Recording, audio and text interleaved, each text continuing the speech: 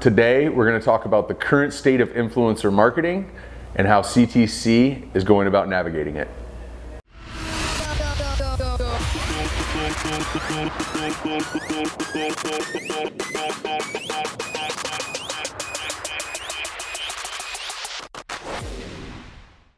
What's up, guys? Stoked to be talking a little bit of influencer marketing today, so I wouldn't be able to do that without introducing one of the newest members of the team. Taylor Lagace here. Good to meet you guys and great to be here. Name, but go ahead. You're fine. Taylor Lagace. Start from there. Can we just continue? Yeah, keep going. Taylor Lagace here. It's great to be here. Excited about it, and I look forward to what's to come. And I look forward to discussing influencers today. What's give a little bit of your background? Yeah, so taking on this new role as influencer marketing manager, just kind of being given that title so specifically to influencer, kind of reflecting on what I had done in this space in the past had always kind of revolved around influencers without even knowing it. In college, it was with, I played football at UCLA during my time there, connecting with a teammate whose dad was a mogul within the entertainment space, actor, rapper, etc. So he had his own influence himself. And so creating a company around him where we sold tickets to events that we threw together through sponsorships on the red carpet, product placement at the venues, and then moving forward from college, went on to be in athlete marketing at a sports agency where I continued to gain understanding about how to market these individuals and monetize these individuals from the agency side. And so going back with Jordan, I've known him for quite some time. He presented an opportunity to me to come onto the brand side. Really excited about it, and not only on the brand side, but in a way where it's attributable. I'm able to see what these influencers are truly worth within a campaign and within an initiative. What is their true value? So it's a very exciting time for me. It's the first time being able to see those exact numbers, and I'm excited to continue to discuss this. So you use the word that we use a lot around here, but for the folks that are watching, attributable. Anybody who's spending money on Facebook understands what attribution is. But in my experience, and I think you're learning this in the last few months, everywhere else in the world, sports marketing, talent management, all the agencies who handle influencers, attribution is something that is really, really hard to come by without all the back-end data. So in your short time here, what are some things that you've seen where attribution has given you an advantage to make a great deal? Yeah, you hit it on the nail, back-end information. A majority of these talent agencies do not have that, so they don't necessarily know what the attribution is of the influencer being used within a campaign or initiative on behalf of the brand that's being promoted.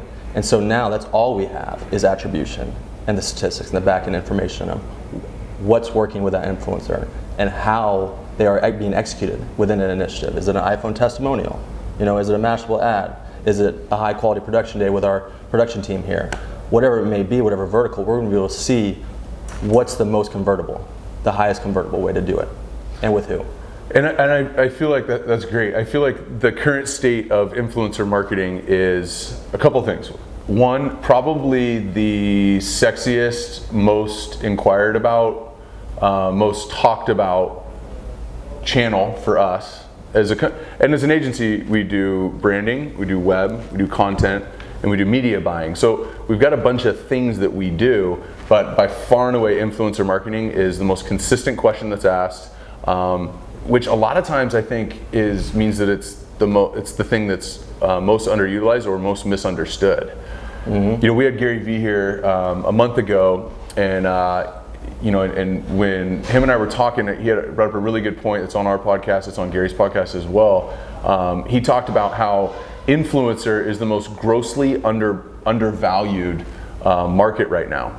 20 years ago, it made a ton of sense to shoot a commercial and buy a spot and put it on TV. People watch TV and they watch commercials, and all of us know that the times are changing. But as influencer marketing becomes this new vertical, it becomes this new opportunity for brands. Mm-hmm. There's tons of stories about influencers making a ton of money, and there's tons of stories about kids coming out of nowhere and building a big following, and YouTube stars and mommy bloggers, and we all see that stuff. But what's really cool, or what's happening in the world right now in influencer marketing, is the people that are putting the deals together. From my perspective, the people that are putting the deals together are largely the representatives of the talent. Athlete, blogger, fitness, whatever it is. It's the representation of the talent that's putting the deal together, without a real understanding of their client's value. So when they go to a brand, they have to figure out what the brand's budget is and then figure out how they can get as much of that budget as possible. And that's totally fine, that works.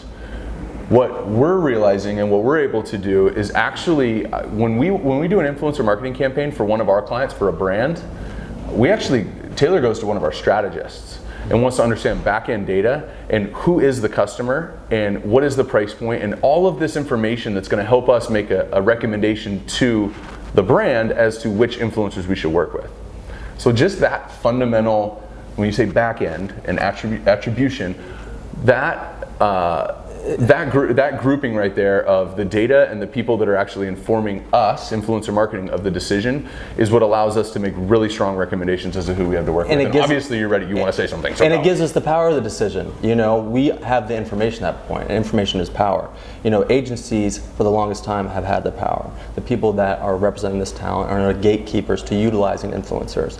And so typically brands just take their word on how they're pricing these individuals, when in reality, that's impossible to know because they don't have the back-end information that we have. So with the power of information that we do obtain and that we do have, it gives us the power to make those decisions moving forward and expressing to them exactly what that influencer is worth and what we're willing to pay for them. That's a great point. Speaking of decisions, what was the decision to go head to toe all black today? Let me tell you, I'm actually gaining a little bit of weight, just to be completely transparent. I'm a little insecure about it. It's a thinning color.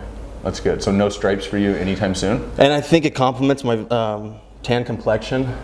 Even though white you just got back from the Bahamas. Even though white really this guy, pops, 2 months into his new gig, goes to the Bahamas for 5 days. So this guy's roasting me, but I'm trying to help him out by wearing black. He's so pale and pasty. That's true. That black, it doesn't make me look as tan. It's actually the exact opposite. We'll let you guys decide if that's true in the comment section below. Swipe up, comment, all that stuff. Oh, it's great. He's so lucky he doesn't have the auburn beard going right now. It looks even worse. It'd be way worse. It'd be way worse. Let me tell you. T-Lag, great to have you, man. Thanks for joining. That's a knuckle. You know why he's not touching my knuckle? Because let me tell you, you need a Thompson tee. It stopped all my armpit sweat thus far today on this interview. It would have been firing. But with the Thompson tee, it stopped.